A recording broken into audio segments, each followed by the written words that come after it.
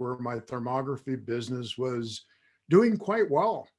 The other thing that I am is FAA 107 certified SUAS pilot. So I instruct the SUAS, or if you will, drone courses for ITC, the Infrared Training Center. So a lot of different things that we instruct: level 1, level 2, level 3, thermography, optical gas imaging, public safety, roofing thermography as well. So this, hope you enjoy this. If you have any questions, feel free to post them at the Q&A or ask them online. We have a complete training schedule, course descriptions, registration, and more at infraredtraining.com. And if you're in the Middle East or Africa, irtraining.eu is a great way to review what we offer. And the other thing that we have there is some pretty exciting promotions right now. If you sign up with a course and sign up for a specific package, it actually provides you with a E6 and a 1-year subscription to FLIR Thermal Studio. That's our latest software, and FLIR Thermal Studio is about $1,200. So this is a pretty exciting promotion with the camera and the software. We also, of course, you can get social with us at Twitter, Facebook, YouTube, infraredtraining.com at Instagram, and of course, LinkedIn. YouTube is a great way to learn as well, because there's a lot of videos there on what emissivity is, how to operate a given camera. So there's a lot of information available there at YouTube at FLIR.com. At IR Training, the other thing that you can get at irtraining.com, there's a lot of free webinars. It doesn't have to cost money. How do I operate my FLIR EX camera? What is infrared? So there's a lot of opportunities here, and they're just free. I mean, and this is partially the way I learned as well, is to take advantage of the free webinars. So a lot of questions. Question number one is, what is thermography? You know, we call it thermography, but really, what is it? So some of our objectives today are going to be, what is thermography? Overview of where thermography may be used in property inspections, some different types of cameras, radiometric reporting. What does radiometric mean anyway? We'll discuss that. Overview of the Infrared Training Center courses and free webinars, and then, of course, question and answers if you should have any questions. So according to Webster, thermography is the process of writing or printing involving the use of heat. But basically, thermography is the involvement of an individual with an infrared camera. And no matter how well the salesperson might tout that an infrared camera does it all, it does not. Without the person behind it, it doesn't work.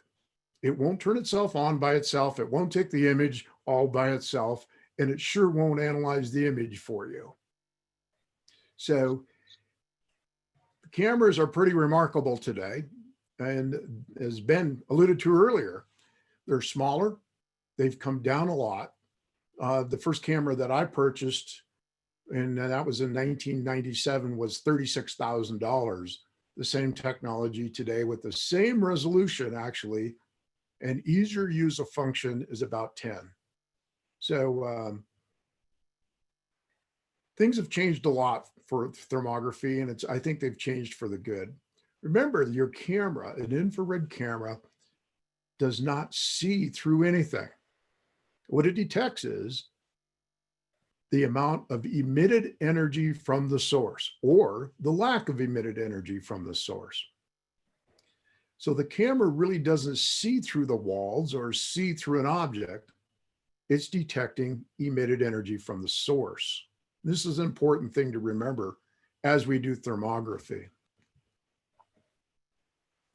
Why can we see something very different in an infrared thermal image that we can't see with our eyes?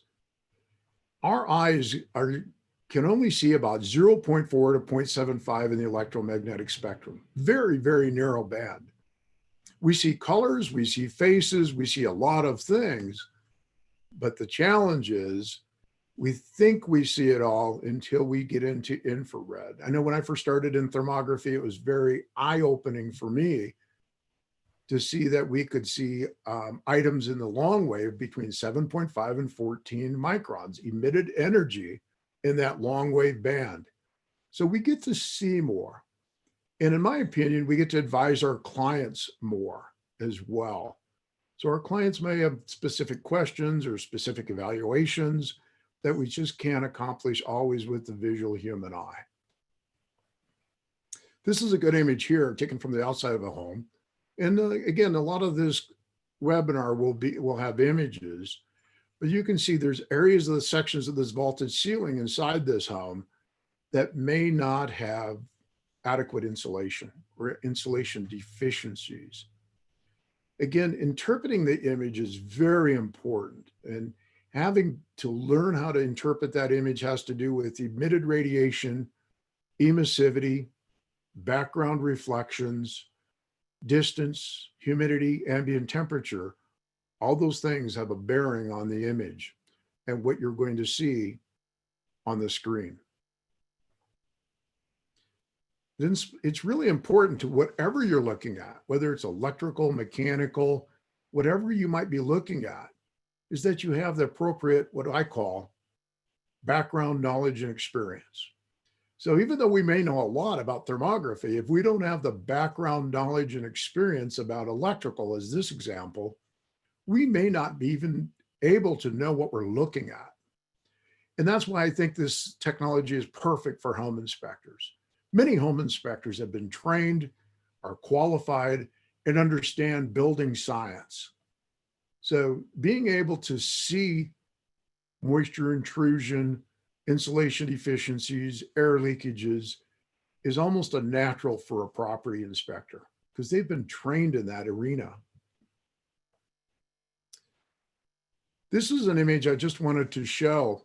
And one of the images here in electrical, and this is of course an electrical image, is this image was originally said that this breaker was bad. Of course, we don't know that breaker to be bad. It goes back to, hey, what do we know about the component? So in order to determine something like this, you would have to determine the load. So if the load is 80% of the load of the breaker, an example, if I have a 20 amp breaker and I'm at 16 amps, it means that this load, the breaker is under full load. Maybe something's drawing in a lighting section or something, but on the flip side of that, if I see a breaker like this and there's only 3 amps on it, it could indicate that the breaker may need further attention by a licensed electrician. Now, just because we're doing thermography doesn't mean we provide the detailed analysis. We provide a diagnosis that's open for opinion by a licensed professional with plumbing, electrical, mechanical, whatever it may be. We're providing more data. We're not here to make a determination. And I think that's an important part in our business as home inspectors. You know, we need to follow our standards of practice. So it's important that we might be able to provide data that will lend towards a better evaluation, if you will, rather than actually providing a resolve. Another electrical image here, and I've just drawn some arrows. The thing about infrared is it's something that you would not see in the visual. If you look at the visual images here, you don't see that these wires or these conductors are hot. Here you've got on the left side, you've got a conductor at the top. And you can see that, of course, that wire is overheated. On the right side, you see a neutral conductor coming into a panel, but you visually can't see that they are overheated. Of course, this may be a good example of further recommendation by a licensed electrician. I'm going to mention just some basic ASTM standards as well. ASTM 1060 is a technical reference for use of thermography in determining insulation efficiencies. In this image here, you can see that there are some insulation deficiencies, if you will, or there's some lack of efficiency here. And this increased cooling costs, increased heating costs, and it's quite easy to see. This is what's called a qualitative infrared image. So what we're doing is interpreting the image based on our background, knowledge, and experience. You don't see any temperature measurements here. Temperature measurements, if it were on this screen, would be a quantitative measurement. So two different types of measurements, or two different types of evaluations, I'm sorry, qualitative or quantitative. So just wanted to kind of put that into the discussion as well. And Bill, for home inspectors, we're in the qualitative, right? We're not really, home inspectors are not measuring things, moisture content or temperature differences, unless you're in Texas. I think they actually have to measure the temperature difference at the furnace and the air conditioning system. But we're in the qualitative, not the quantitative world, right? I would agree, Ben. I would agree. Most of what my experience has been in the property inspections is using our background knowledge and experience that we know as home inspectors and using it qualitatively. Most building science is going to be qualitative. It's rare that we would use it quantitative. Yeah. But then again, if we do use it quantitative, do we know the standards to take a good quantitative measurement? And that gets into more discussion than we have time for today. Another image of a qualitative insulation deficiency in a vertical vaulted ceiling. Kind of an interesting discussion here. This was a brand new construction, was 8 months old, and they could not get this room to heat above 58 degrees, even if the thermometer or thermostat was set at 80. So it was pretty interesting here that we could have helped them identify this with a simple qualitative image. This is kind of an interesting image as well. This is an insulation deficiency at a ceiling. And of course, it's much cooler on the inside than it would be in the attic. So the insulation deficiencies show up as warmer because what we're detecting is the actual heat from the attic. The second law of thermodynamics just kind of tells us heat transfer always occurs hot to cold. So that heat energy is going to be moving through an object or through a ceiling in this instance, so that the infrared camera can detect the emitted radiation from the lack of insulation in the attic. Just a little bit about SIPS panels. There's just a general assumption that SIPS panels are very tight, and overall they are.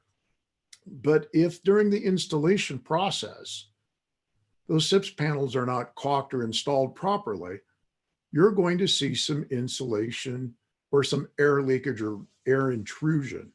So I've just, there's a couple of temperature spots here, and we've just put them into, to show that the outside temperature about 51 degrees, the inside temperature is about 55. We're getting air infiltration through the outside corners of SIPS panels. And I was rather surprised the first time I seen a SIPS panel installation and the air leakage that was occurring at certain locations. But just another application that you might consider. Of course, attic accesses are probably one of the weakest parts in any structure. The attic accesses typically doesn't receive the same amount of insulation as the rest of the attic.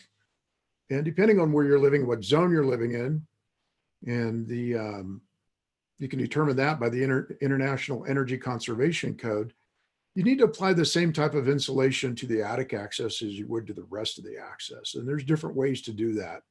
But this is a great area of heat loss in many structures. And many of you may or may have not have seen this, but this is just a general graph that's been around for quite a while. ASTM 1060 is a technical reference guide for use of thermography in detecting air leakage. Basically, every home has a neutral pressure plane. That neutral pressure plane could be anywhere from 3 feet to 4 feet up from the main floor that you're standing on. Anything above that neutral pressure plane is air exfiltration. It's pulling the air out of the structure. Anything below that is air infiltration. And I don't know if anybody's experienced this, but sometimes we will walk into a home and we can smell odors, or we smell maybe mustiness from a crawl space. That's because we're experiencing air exfiltration and air infiltration in every home. So ASTM 1060 is a great technical reference if you would like to consider looking into that to identifying air leakage. The other thing about air leakage is that it has a great impact on insulation. If I have an R19 in a wall and I have a lot of air leakage through that wall, I can cut that R19 down to R10 pretty quick. The other thing about air leakage, whenever we have air movement, we also have moisture molecules moving through the structure. Those moisture molecules can deposit within the walls, bring allergens with them. So it's air leakage is probably one of the biggest calls that I got as a home inspector with an infrared camera. I'm sitting and watching my TV in my recliner, and I have cold area behind me. I don't like that. If I might be willing to pay for it. I mean, it isn't about the cost, but I don't want to be cold in my recliner when I'm watching my favorite football game. So I got a lot of phone calls for air infiltration as a property inspector. This is kind of a unique image I took quite a few years ago in 06. And I actually took the IR camera up into the attic, and the insulation was, this was deemed to be a very energy efficient structure. It was a condominium. And of course, you can see that probably with the block wall there. But the amount of air infiltration through the attic was pretty substantial. And this was not with a blower door, which we can talk about later. And it was not with pressurization of the structure. This was just the structure under normal use. So again, never be able to see this with the human eye. But by identifying air leakage or air exfiltration, you're able to identify a lot of these areas quite simply. This is kind of a different image too. This is a half wall basement that is half concrete and a half frame structure, and air leakage is coming from where the frame structure meets the vertical sidewall. This is another common complaint that I heard or had when I was in the property inspection business, is the basement is always cold and I can't figure out where the air is coming from. You're just assisting people in identifying where those air leakages are. Again, this is another SIPS panel construction, air leakage, both at the ceiling and the vertical sidewalls where they attached. So significant air infiltration like this can really change the interior of the living and cause some discomfort for our occupant or our clients. This was a access door to a upper level vaulted ceiling area. This was an access door or storage area where the door simply didn't get insulated and did not get sealed. And again, it looks extreme, but really this was not with a blower door. Again, we didn't depressurize the structure in this image. This was just natural air infiltration from the attic area. You can get air infiltration and exfiltration from a lot of different areas. Ceiling lights, outlets.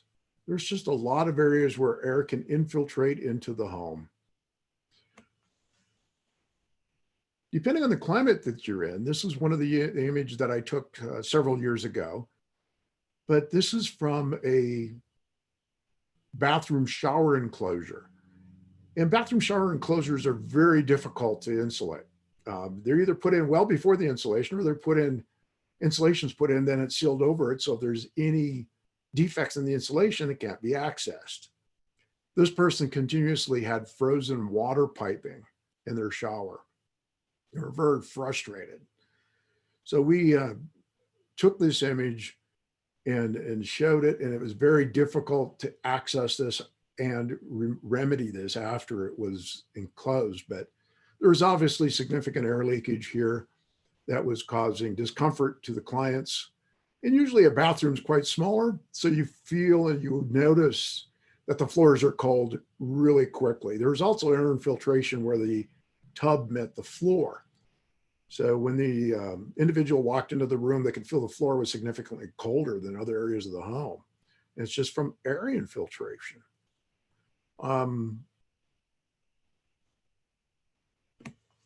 Several years ago, I wrote a white paper, and it's called Building Thermal Envelope Commissioning with Thermography. The reason that I mentioned this is that this was a very large part of not only my home inspection business, but also of my infrared business. I worked with architects, general contractors, engineers, insulation contractors to identify insulation deficiencies in blown-in cellulose, and this is an image of spray foam that you see on the screen, and identify those prior to putting the sheetrock up. I found this to be a huge part of my business. Huge part meaning I was doing anywhere from 6 to 7 of these inspections a week. It does require a blower door, but it does help you to identify these issues prior to covering them up with sheetrock. If you'd like a copy of this, feel free to email me at william.schwahn@fleer.com. My email is at the bottom of the screen. Drop me an email, and I'd be happy to forward this to you for your review. Windows. We have to talk a little bit about windows. Of course, we know as home inspectors, windows have argon gas between the panes for insulation. When that gas leaks out, the windows can actually grow closer together. This is a good image here of what's happened when argon gas has left the seal. Energy from the outside and inside shows in an oval inside the window. And this is a good indicator that the window may not or may have lost its thermal seal long before you see any condensation. And a lot of windows are warranted. So I did quite a fair amount of work of this for people who were purchased a new home and wanted to make sure that their energy costs were maybe a little higher than they thought. And while this was still under warranty, this could be repaired by the warranty, by the window manufacturer and the builder prior to warranty. And that really assisted my clients in the costs, because these type of windows could easily be over $750. I mean, way over that. So I enjoyed working with some structural engineers as well. Structural engineers in this image would say, hey, can you kind of tell me if there is any solid object that is different than the rest of the wall that would be a column that could properly support that is there or is not there? And in some cases, if you take my arrow or the arrow on the screen here, I could even, in some cases, if it's cold enough outside, warm enough inside, I had a great enough delta T, I could tell if there was a metal support underneath this, underneath the sheetrock.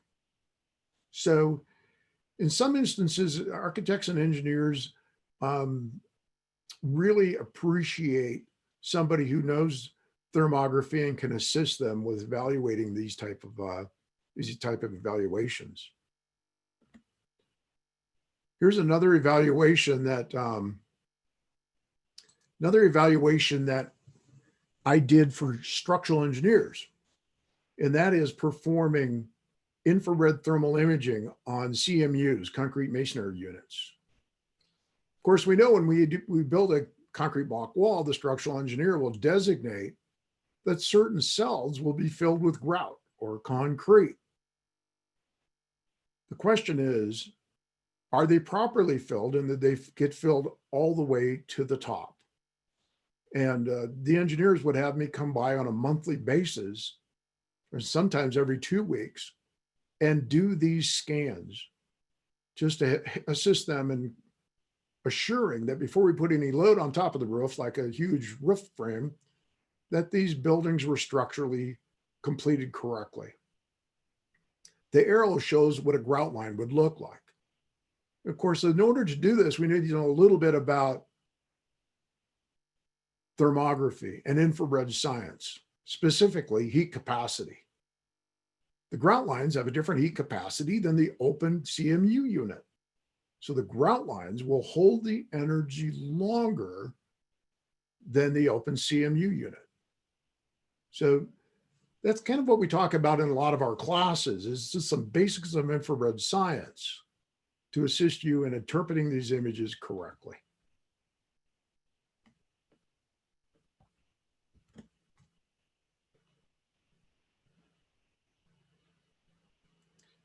Roof moisture. Roof moisture has been performed for 20 years with an IR camera. It's nothing new. This has been, and of course, it's also being done quite broadly from an SUAS. If you're looking for a specific standard, ASTM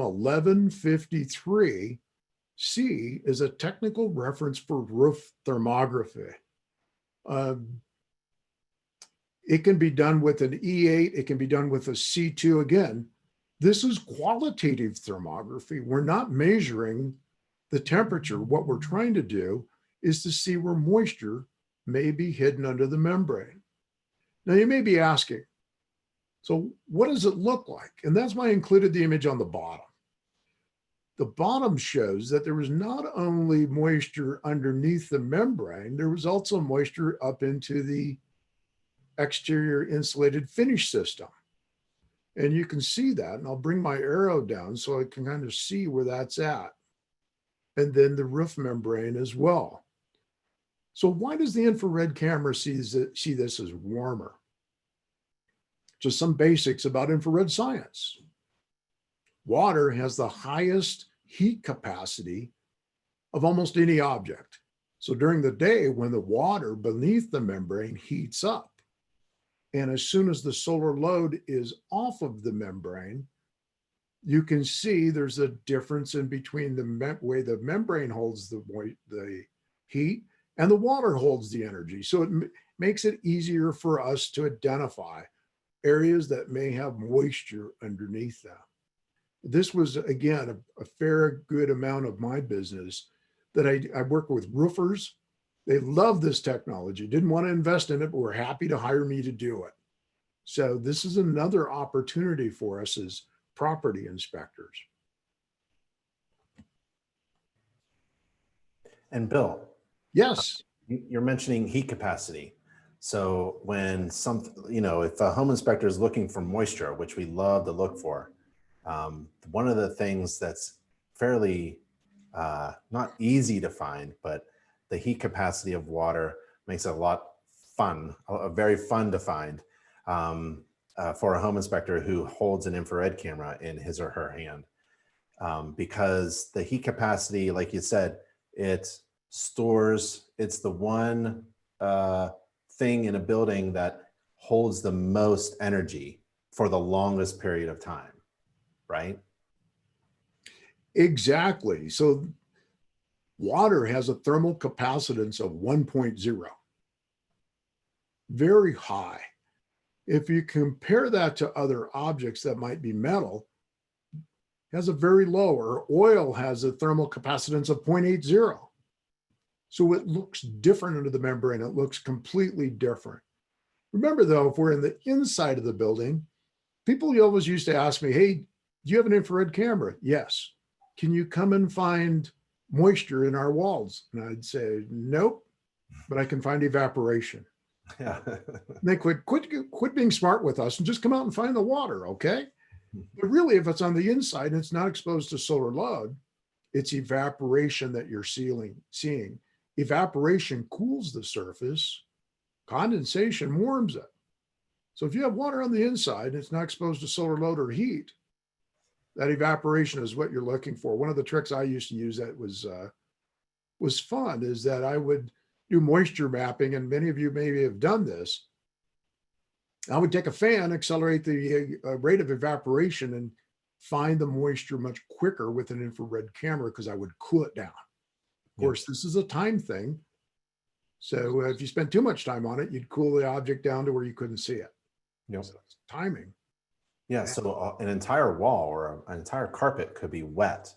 If it's the same temperature as the environment, you won't be able to actually see it with the infrared because it's kind of like invisible if it's the same temperature. But because it has a hold on energy for longer periods of time, if you blow air across it, then you change the environment and it looks different. The water kind of pops out. Great point, Ben. And you know, if you look at ASTM 1060 or 1153, they always recommend one thing. There's a minimum 18 degrees Fahrenheit or 10C delta T between the object that you're evaluating and ambient temperature or a similar object. Yep. It's important to remember, you've got to have a delta T. If no delta T, you have no heat transfer. So it's an important thing to remember. Just threw this slide in. I know there's a lot of people in property inspections are using SUAS cameras. And as a pilot myself, I find that we work with a lot of people that are evaluating 900,000, 1.5 million square foot roofs. And it's a lot faster to evaluate it from the air. Cameras have made huge improvements. And we can take visual and infrared camera images at the same time. We can do it faster. We can cover broader areas.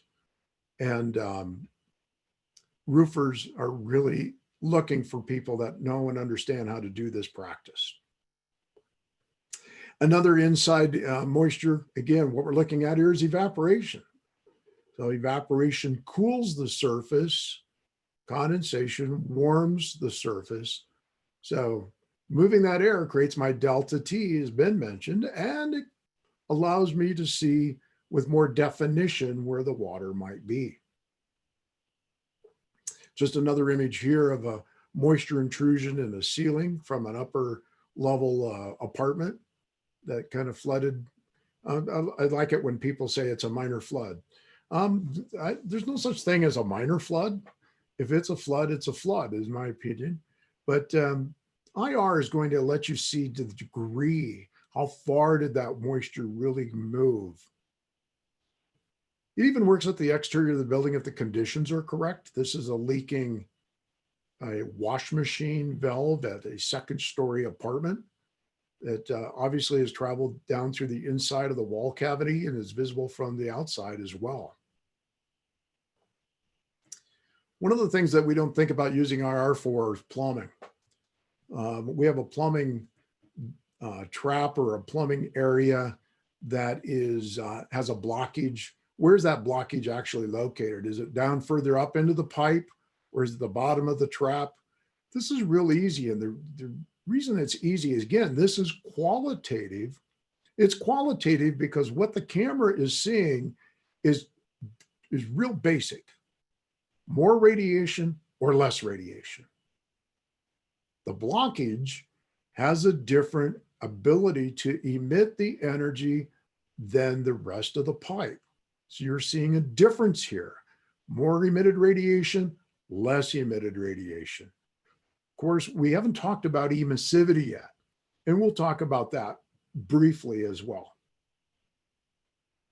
How hot is the water temperature?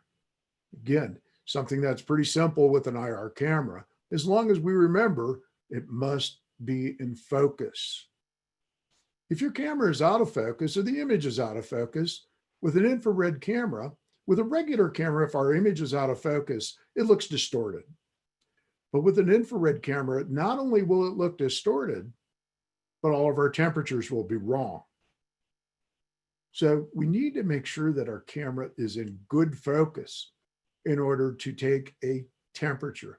This is a quantitative image. This would be one of the few examples we'd use as using the camera quantitatively.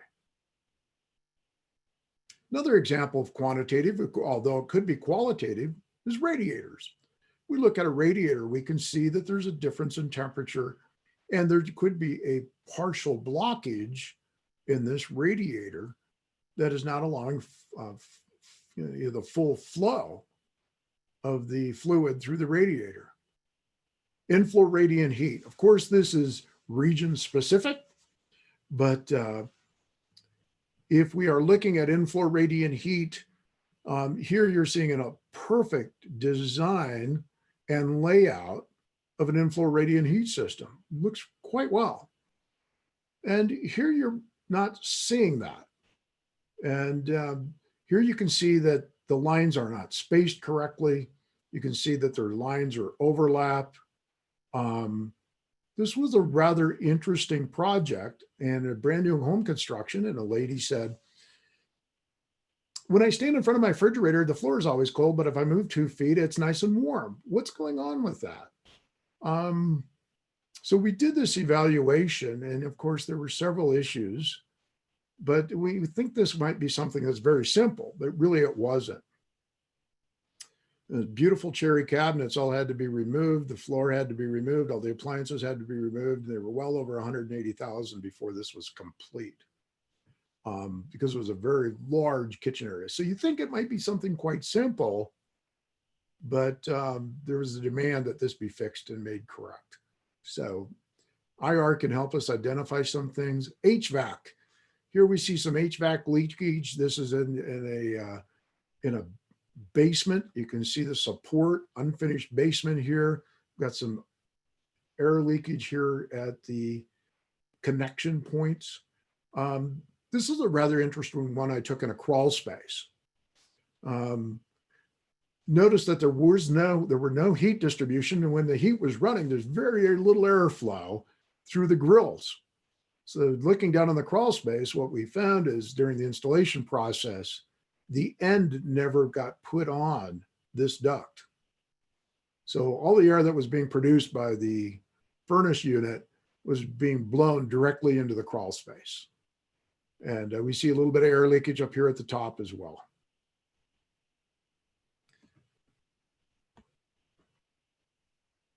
How about beehives, termites? Pests can be seen as well. Pests generate energy. And if that energy is different than the rest of the wall or the rest of the component, you'll be able to see. Here's a good example of 2 different resolution cameras. Image on your left was taken with a 320 by 240 resolution camera. Image on your right was taken with an 80 by 60. The higher the resolution, the higher the number of pixels, the more detail we achieve. So you can see the graininess in this image, and you can see a little bit more clarity over in this image. But pests are sometimes can be easily seen as well.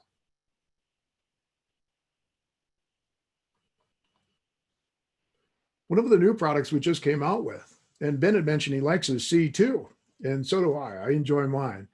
We just came out with a new camera called the C5.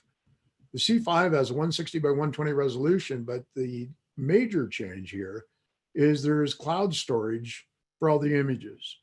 So you no longer have to store the images in an SD card or offload them. You create a cloud storage unit or storage for all of your images and can access them anytime for you or your client. So there's a lot of different applications from HVAC to anything where the C5 or the C2 is a great camera. And I've used one for years. I carry one in my back pocket almost every day. So it's just handy because you never know what you're going to get into. Other different types of cameras might be the FLIR E8. The FLIR E8 has been around for, oh gosh, at least 8 to 10 years.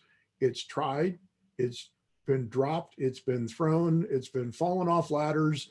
I'm just talking about my personal experience. But the E8 is very durable, and it has a good resolution of 320 by 240.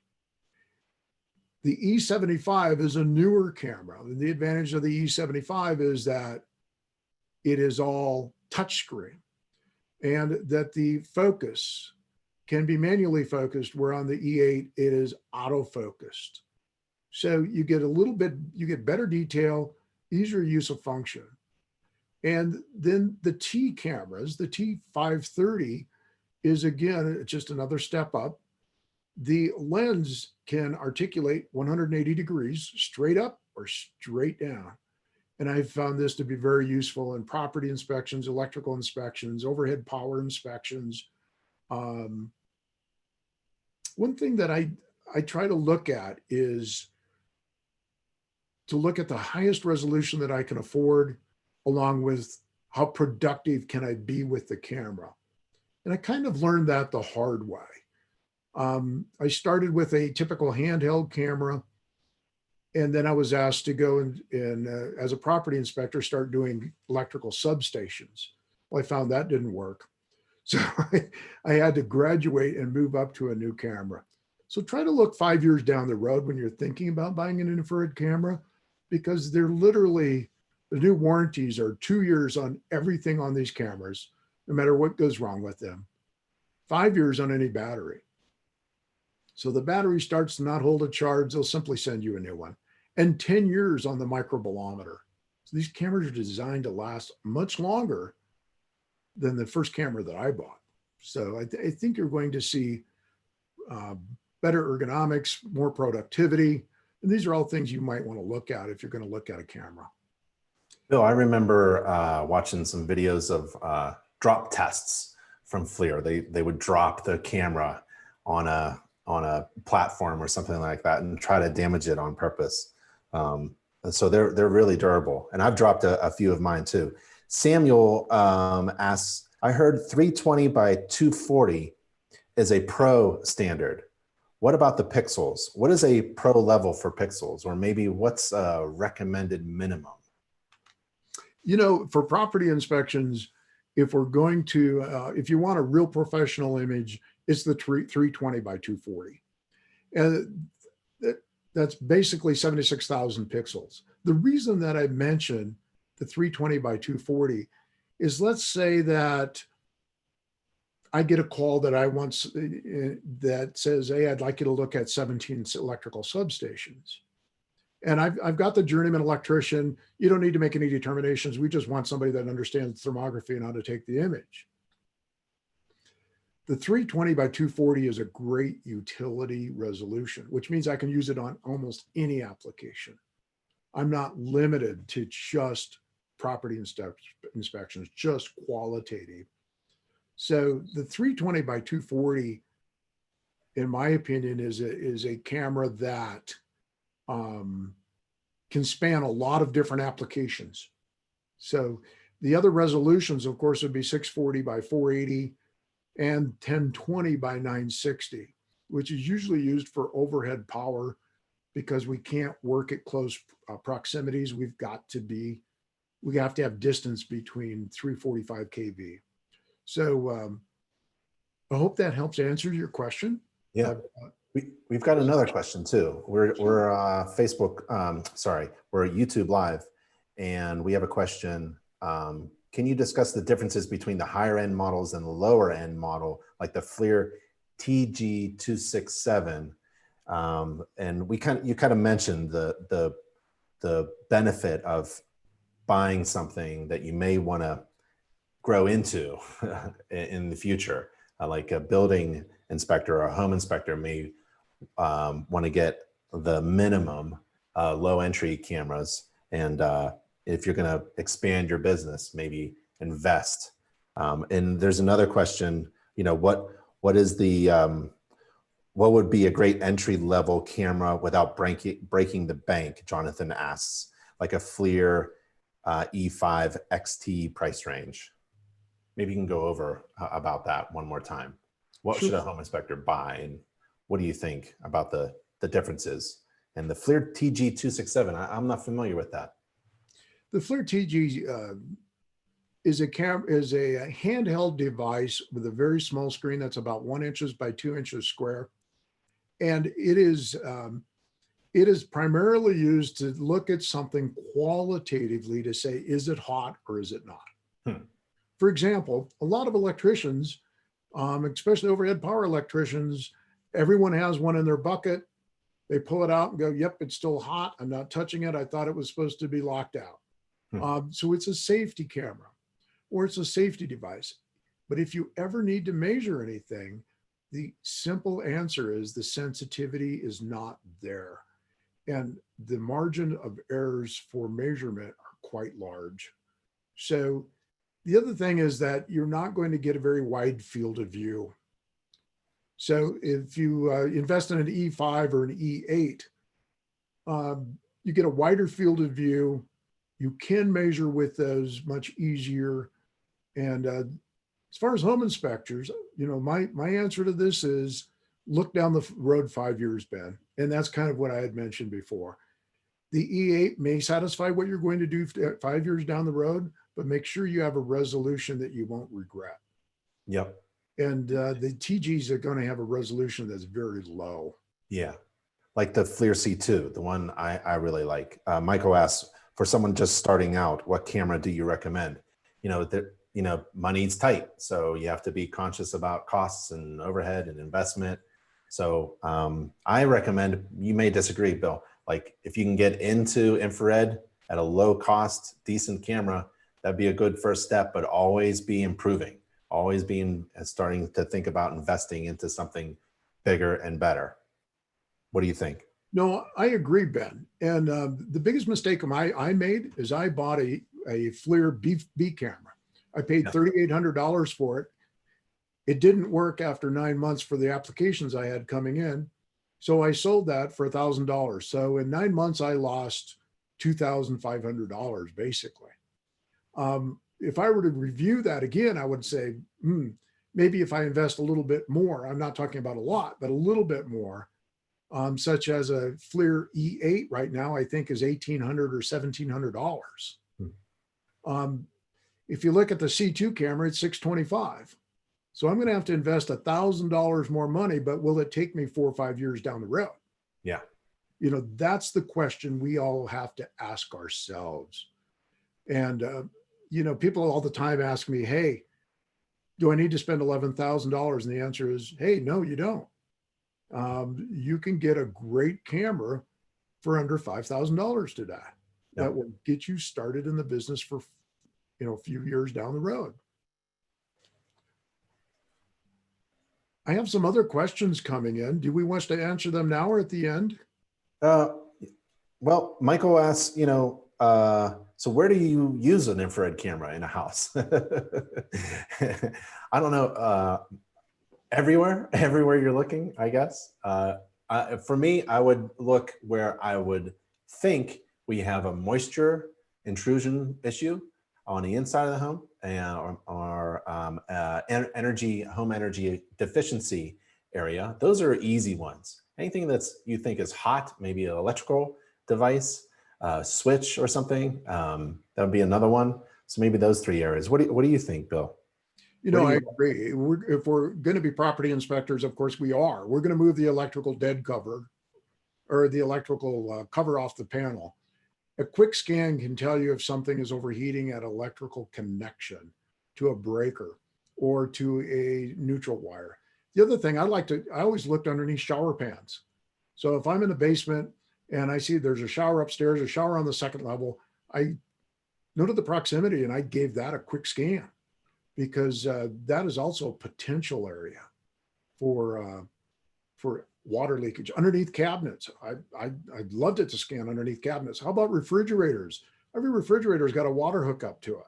I would scan the floor in front of it. Not only would I scan the floor in front of it, I'd scan the wall behind it if there's an adjacent hallway behind it, because these are all areas of potential water intrusion. Sometimes you can just scan a flat ceiling and go, hey, there's an area there that just simply has a probable insulation deficiency. So when I do get in the attic, I can pay attention to that area. So it helps you in many ways. It also helps your client. And on YouTube Live, we have some questions about training. Different kinds of training that's available. There are many, there's several other training classes and levels and online and live. I think you and I would agree that no matter what training course you take, I'm sure you prefer the ITC training. You got to get a camera in your hand, right? No matter what class you got to get it into a training class for sure, before you even think about using an infrared camera, and then make sure that training involves getting a camera in your hand. I agree.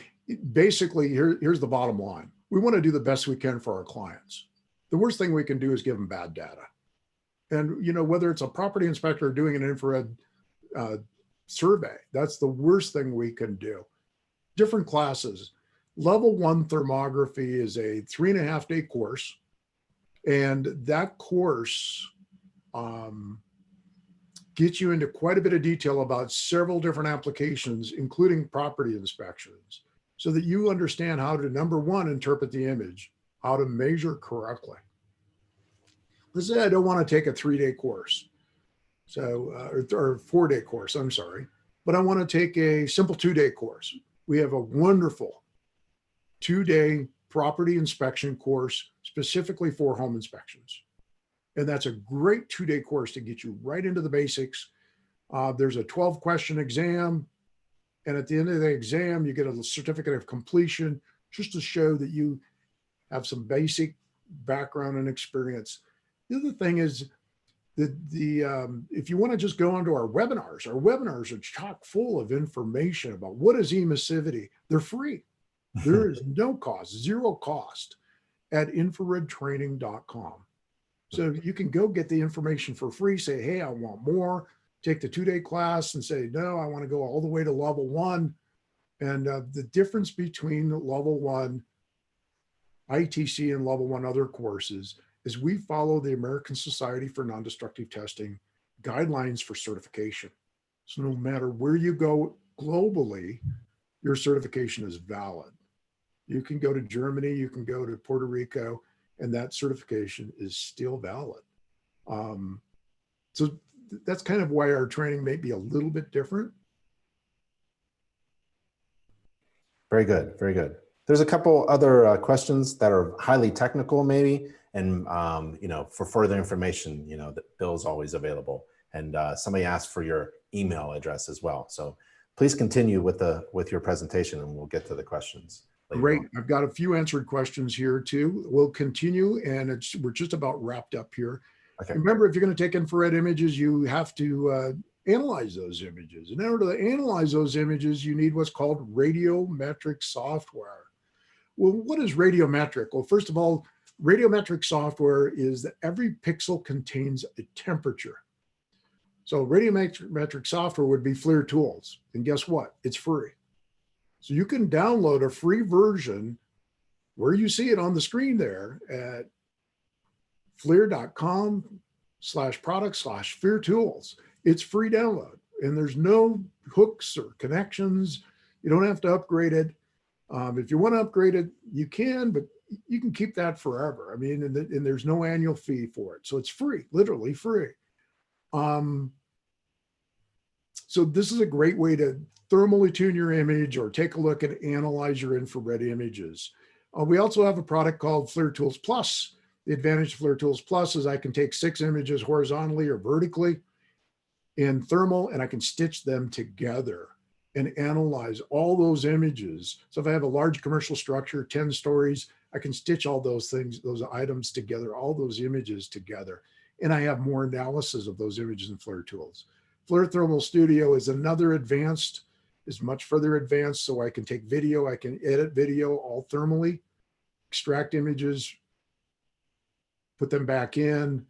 FLIR Thermal Studio is a lot more detail and a lot more to analyze. Remember, when you're doing a property inspection, several things you might need, including, it includes IR too. Your moisture meter, anemometer, what is the wind speed? Wind speed will cool the outside subject area or cool the component, maybe making it difficult to see. A blower door, of course, some of us may or may not be familiar with this. This is pressurizing or depressurizing a structure to assist in finding air leakages. We can use mirrors, but the most important thing I think we have to remember to use is our background, our knowledge, and experience. And personally, I've never been afraid. If I don't have the background knowledge and experience, I'll hire somebody to assist me. I'll be happy to do it because they're going to help me learn that subject matter. So I've never been afraid of hiring someone. Don't forget to market it. With the ITC certification, you get the right to market the ITC logo. A lot of people put it on their websites. They use it to market, and it drives business. Buyers, sellers, attorneys, engineers. I did business with all of these folks, both in thermography and in the inspection business. So they're looking for folks that can help them with thermography. Limited time, there's no limit on this, really. Sign up for any infrared training course at www.infraredtraining.com. Use the code NACHI20 and receive 20% off any enrollment. So whether it's the 2-day course or the 4-day level 1, maybe you wanted to take an SUAS course and learn how to evaluate roofing from the air. 20% off any of our courses. You can view all of our courses at infraredtraining.com. I just want to say thank you to everybody that listened in today. Greatly appreciated. I know you may have a few questions. I know there's a few Q&A questions. Is it a good time now to try to answer those? Samuel Lopez, what was your email address again? I would say that the best one would be william.schwahn@flir.com. william.schwahn@flir.com is the best email address. Another question that came in from Paul. Do we anticipate having an RCT class in Boulder anytime soon in the reasonable future? Well, what's ITC doing with classes nowadays during this COVID thing? Yes, we'll be doing live classes again, beginning June 23rd. I'm doing a class in Denver for optical gas imaging. So we'll be going live with our classes. Of course, we'll have limited attendance, only 9 students per class to start with, social distancing and everything else involved. We do have a level 1 online course. You take the first day on your own, and there are 3 days of instructor-led course and with an examination at the end. So there's also that ability, if you wish. In our online courses, we have had over 500 people sign up already. So our online course will also expand to level 2, optical gas imaging, and also to SUAS. Let's see. What camera do you suggest that combines IR image and photography side by side? Don't they all do that? They have, doesn't all the FLIR ones kind of combine or put them in picture in picture? Lewis, a great question. Yes, all cameras today, all the infrared cameras today will do picture in picture side by side. So first thing it'll do is take an infrared image. Within 2 seconds, it will automatically take the visual image. So you always will have 2 pictures side by side. Paul asks, what should electrical circuits be under load to get a proper evaluation? You kind of mentioned that a little bit before. Oh, Paul, great question. Great question. If we're talking about indoor power, it should be at minimum of 30% to load. So if we're not at a minimum of 30% to load, we won't see enough resistance from the system. So most of them should be at 30%. If we're doing outdoor power, it's 40% load. David asks about building science course. Does ITC have a building science course? We do have a building science course. We still have that course. We have had limited enrollment, so it's still out there. It's still available. We'll post that in the schedule, and you can see that schedule at infraredtraining.com. Does does FLIR have an infrared drone? Yes. Yes, we have several infrared cameras. FLIR started about 8 years ago, actually, with infrared cameras on SUAS. And the latest one is actually the Hvac 200, Yeah. the Hvac 200. And that has a 640 by 480 resolution camera on it. Wow. And so it's very good resolution camera. And it, of course, takes visual and infrared at the same time. So I was actually out just flying out last week. And of course, we've got several cameras. We've got the FLIR View Pro. The FLIR View Pro is actually probably one of the most reasonable cameras. It comes out with 640 by 482 for $1,500. Wow. You can attach that to several different types of platforms or aircraft. So there's also called the FLIR Duo. The FLIR Duo gives visual and infrared at the same time. Again, 640 by 512. And that camera's come down considerably in price. It's well under $4,000, I believe. But there's a large opportunity out there for SUAS as well. I know there was a question, I think it just disappeared. One of the questions was, I had a P65 camera. Yeah, still the a dinosaur. very valid camera. And I said, and absolutely, that was the one I paid $36,000 for.